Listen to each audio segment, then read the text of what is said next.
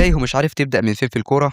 يبقى الفيديو ده ليك، لأن مشكلتك مش إنك كسول، مشكلتك إنك بتتمرن بعشوائية. كنت اتكلمت الفيديو اللي فات عن أهمية الجدول الأسبوعي للعيبة، وإنه بيخليك تلتزم على تمارينك. كنت قلت برضه إنك لو نزلت التمرين بدون خطة واضحة هتسيب التمرين بعد أول 10 دقايق من الملل. ناس كتير قالت لي إحنا عايزين طريقة عمل الجدول الأسبوعي، فأنا جايب لك الطريقة في الفيديو ده بشكل مفصل شوية عن الفيديو اللي فات. خليك معايا.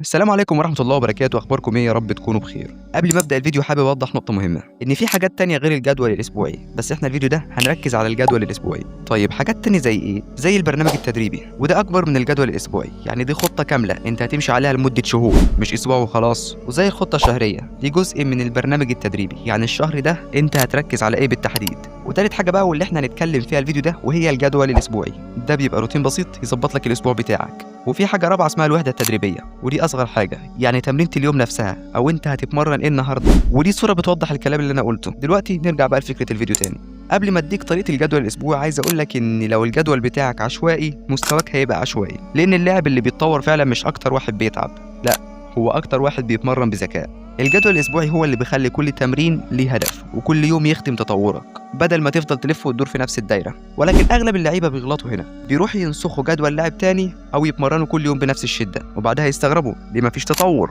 الفيديو ده هوريك إزاي تبني جدول أسبوعي يناسبك أنت كلاعب كرة قدم. بس قبل ما أبدأ ما تنساش تحط اللايك والاشتراك علشان تساعدني إن أنا أكمل وأقدم لك النصايح دي. أولاً لازم تحدد هدفك. اتكلمت في الفيديو اللي فات عن الحتة دي، بس هتكلم عليها بشكل أكبر المرة دي. طيب ليه تحدد هدفك؟ علشان تعرف أنت عايز إيه من التمرين. هل أنت عايز سرعة؟ يبقى تروح تبحث عن تمارين سرعة وتضيفها في الجدول، أو أنت عايز قوة؟ نفس الكلام، تبحث عن تمارين قوة وتضيفها في الجدول. لأن أنت لو ناقصك سرعة مش هينفع تروح تتمرن تمرين تحمل. ليه؟ لأن كل هدف ليه نوع تمرين مختلف. 2. اعرف نقطة ضعفك. لما تعرف نقطة ضعفك دي هتساعدك إنك تحدد هدفك. اسأل نفسك بصراحة، هل أنا بطيء؟ هل نفسي بيخلص بسرعة؟ هل جسمي ضعيف في الاحتكاك؟ هل لمستي تحت ضغط ضعيفة؟ لو أنت مش عارف مشكلتك هتتمرن بشكل عشوائي حتى لو بتتعب كل يوم. 3. حدد وقتك. ناس كتير تعمل جدول مثالي على الورق وبعد أول أسبوع ينهاروا. ما أنت لازم قبل ما تعمل الجدول تفكر إن أنت عندك مدرسة وعندك تمرين، عندك جيم، عندك نوم، وعندك مذاكرة، عندك صلاة، لأن أنت مش هتتمرن طول الأسبوع. فلما تعمل جدول اعمل جدول تقدر تكمل عليه، مش جدول تستحمل عليه أسبوع بالعافية. 4. وزع التمارين على الأسبوع. هنا تبدأ تبني الجدول بذكاء. مثال، ما ينفعش انك كل يوم تتمرن بشده عاليه. اكبر غلطه انك تحط كل التمارين التقيله ورا بعض وتفتكر انك كده هتتطور اسرع، والنتيجه غالبا هتبقى ارهاق واصابات، واتكلمنا عن الحته دي في الفيديو اللي فات. فانت لازم توزع التمارين بشكل انت تقدر تعمله. 5. حط يوم راحه غصب عنك. في لعيبه فاكره ان الراحه ضعف، واهنيك على العقليه ديت لانها عقليه صعبه شويه، بس برضه غلط، لان العضلات والتطور الحقيقي بيحصلوا وقت الاستشفاء مش وقت التعب.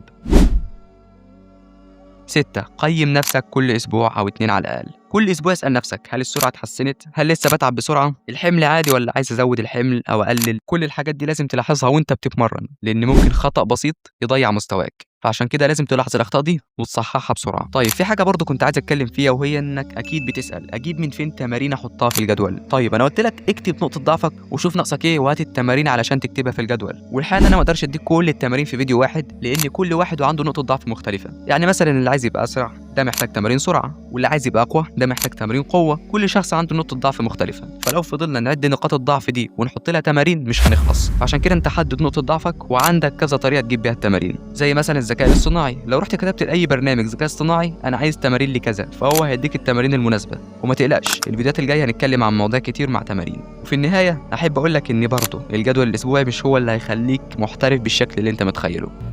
بلا صياح، الوضع ريلاكس خلاص. الجدول الاسبوعي ده شيء بسيط، المنظومه كامله هتساعدك انك تطور مستواك. وبرضه احب اقول لك ان مش افضل جدول هو الاصعب، ولكن افضل جدول هو اللي هيخليك تتطور باستمرار بدون اصابات او انقطاع عن التدريب. والتدريب الذكي دايما بيكسب على التدريب العشوائي. وبس كده، ما تنساش تحط اللايك والاشتراك علشان استمر في تقديم هذا المحتوى. والسلام عليكم ورحمه الله وبركاته.